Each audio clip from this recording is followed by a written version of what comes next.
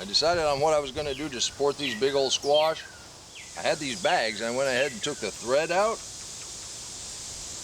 opened them up. So this is a nice little, I think we can make a nice little hammock. I'm just putting string in the four corners.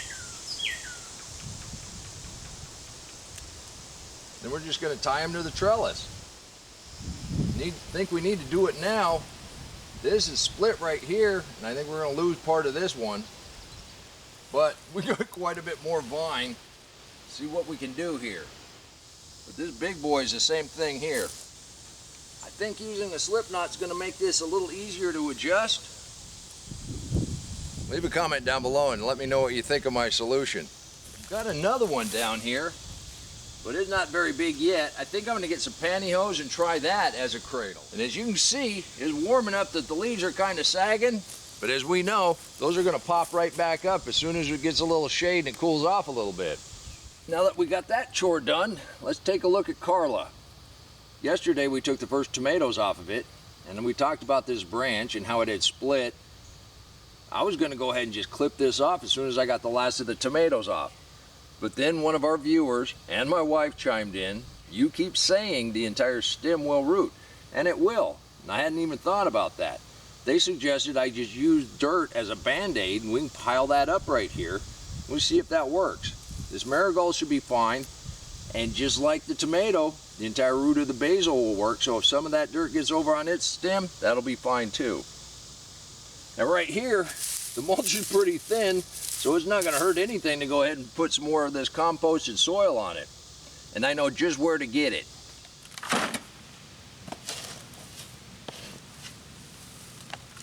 I'm just slowly adding this soil. Make sure we got good support underneath where it's split. On both sides.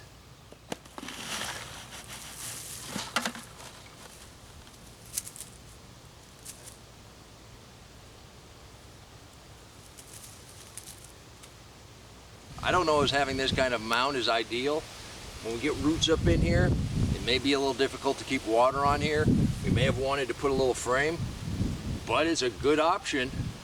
We'll see if it works. Leave a comment down below and tell me what your solution would have been. Let me get a little mulch to put on here. We want to maintain this moisture that we already have in this soil. So I think the wood chips, the pine needles, the old leaves, that ought to be a pretty good mulch. We'll see what we get. Pretty good opportunity to see if we can't save this branch of Carla. There's still a couple of tomatoes on there. See if we can get some more. Over the next couple days, we will go ahead and put in round 4 of the corn. You know that knee-high for the 4th of July? That's just an old saying. We harvested our first sweet corn before the 4th of July. I want to harvest sweet corn all the way into October. And the only way I know how to do that is to continually succession plant. And I think round 2, we're starting to make ears. Let's see what we got here. I know we're just a little early,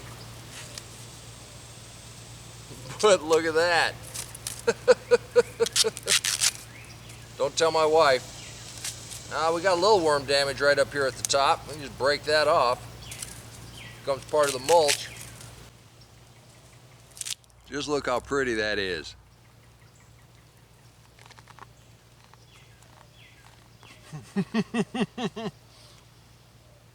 If you've never been able to come out to the garden and pick an ear of corn,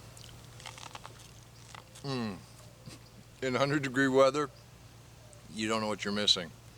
That's why we're going to plant round 4, and I hope you join me for that. You can do this too. Till next time, remember, take care of yourself, take care of your family, and God bless you. Come on, let's plant. Let's go plant garden.